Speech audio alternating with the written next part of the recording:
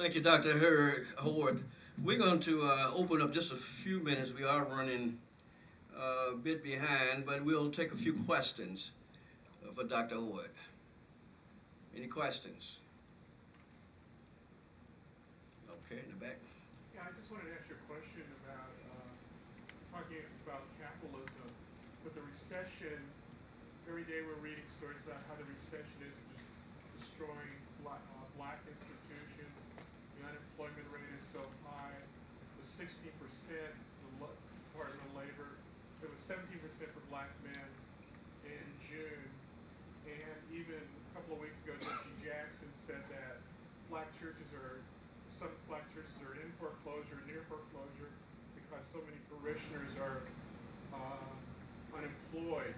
Do you think the black community is beginning to rethink about the whole thing about capitalism and owning our own businesses and creating jobs within our community? I hope so. Now, I don't think that our community had any problem with owning our own businesses. It's about what we did with it once we earned it. If the purpose of having a black business is so that a few of us can get rich at everybody else's expense, my sense is that at that level, that now we will not have approved that. But I certainly believe this in a wider sense, and it seems like it's happening so often. As I think back over 30 years that I've been doing this, the students I taught at Howard, 84, 87, might have answered this question differently, but I've seen changes in the students.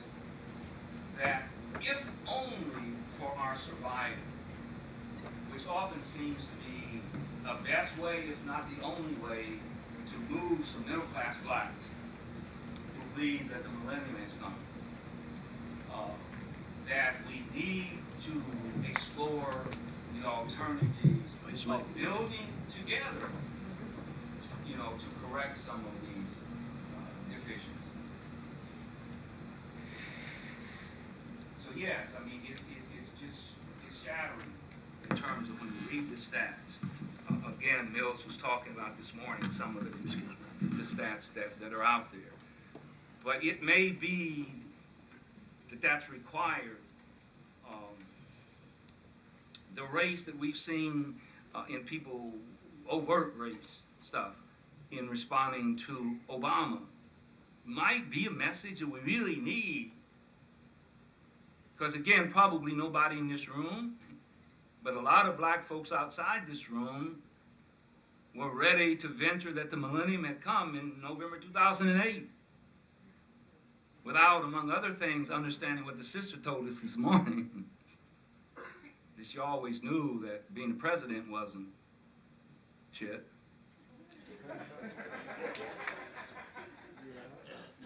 And then what it means as a symbol is another thing. So wake-up calls, the stats.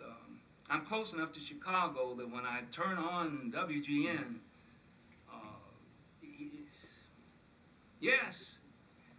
And if we don't do something about it as a community, find some way to come to grips with it, I don't think we have any reason to believe, if we understand our history, and we in this room do, to expect those things to be changed or even ameliorated any other way.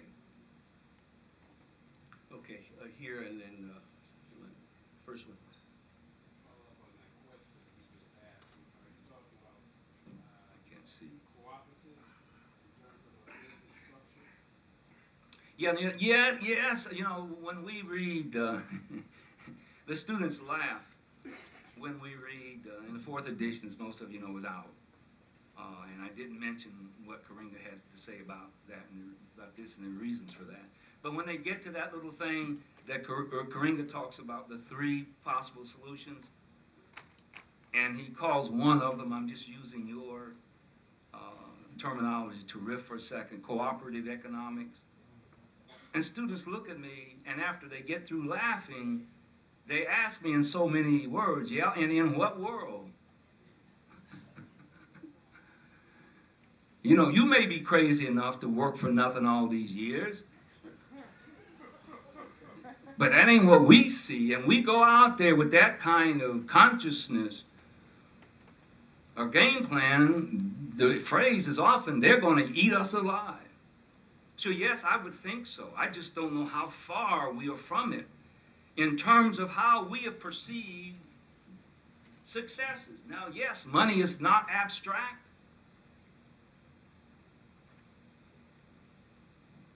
But yes, ideally, if we can sell it, some form of cooperative economics.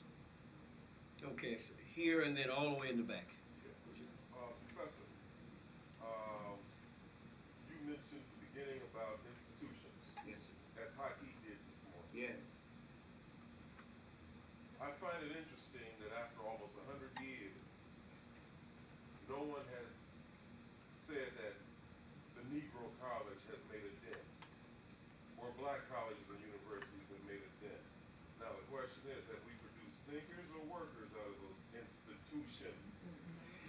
Okay, or what is this is the 21st century?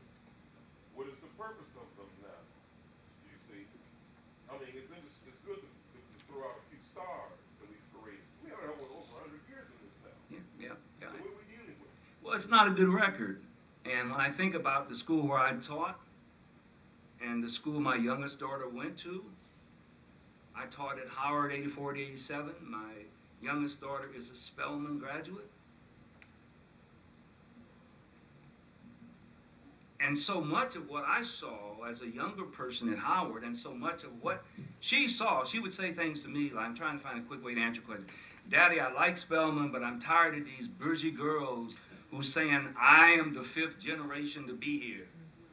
We used to talk about blackenizing stuff, which was a term that some of us were naive or whatever to think we were talking about revolution. And Howard, again, a lot of basket cases at Howard were there, and I hear they're still there. I mean, you know, I taught some sons and daughters of name brand people. If I gave their last names, you know what I'm talking about. So just to have something called black is one thing, and can be confusing enough to say, well, you know, if this is what it is about being black, what is the book that my daughter that just, I really don't want to give up on black people, but they keep giving me reasons. Okay, all the way in the back. Hello, sir. How are you? My question is, I'd like you to elaborate more on what you just spoke on in the last part of your speech about how our ancestors did not die for this cause of us being separate and being more immaterial. And if I had to walk away with a visual view of what to take home and pass along to my own kids and my own family, who are we talking about? Like Michael Dyson was more specific when he said, it's the bourgeois Negro that leaves his brother behind. So who are the bourgeois? How do we define what category do they go into? Is it the basketball player? Is it the pop singer, the blues singer? Who are these people? What's the problem? Because they do have wealth. How do they help out? What do they do? I think the problem is the culture that we brought into. Our priorities, a value system. The reason that John and I labeled our philosophy book, we borrowed from the continent. I am because we are, and again, this sounds both foolish and abstract to many of the students I teach today. You know, I am because, not I think therefore I am. I am because we are. The we is the only thing that goes on. The community is the only thing that continues, which doesn't make just reduce us to pieces of nothing, but I think individualism is just sacrosanct in this society, and that mix of the ethos of individualism and materialism is really going to be more sure than lynching, slavery, and segregation. And yes, you can name all of these different categories. How many people really give back or even have been acculturated, the socialization process that we were talking about, to think, you know what? Because I say to students, I don't have any problem with how much you make. You know, if you can command a certain salary, it puts you necessarily, by definition, in a better position to help us all. But you do not need 6 cars and 20 homes. I mean, no one person needs that.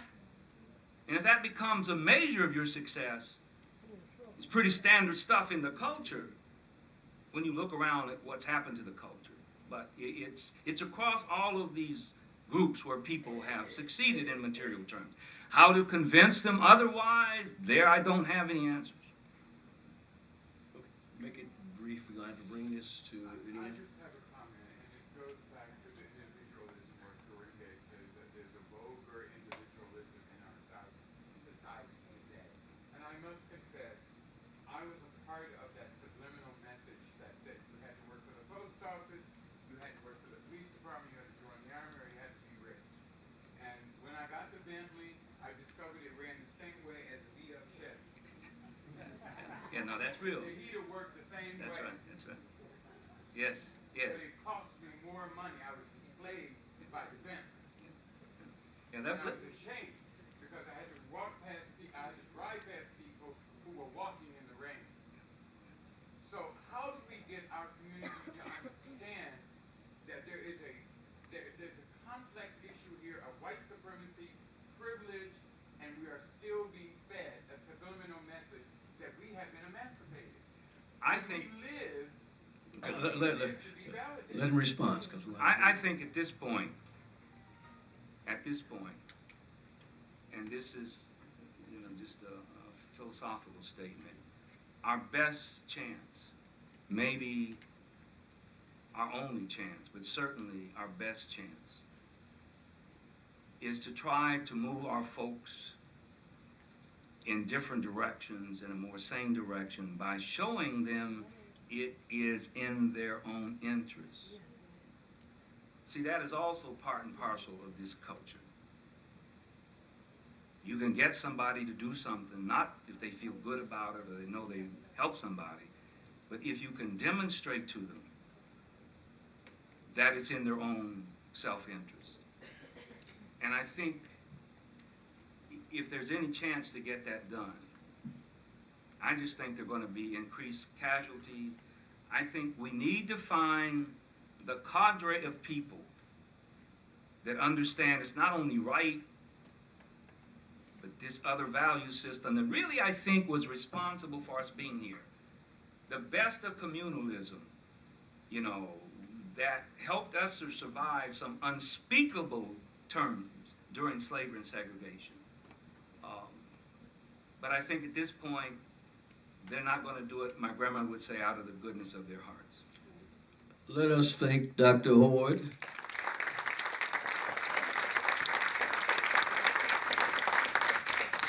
And I would like to, we would like to invite the second panel of the day to the stage so we can move into our next session. Thank you.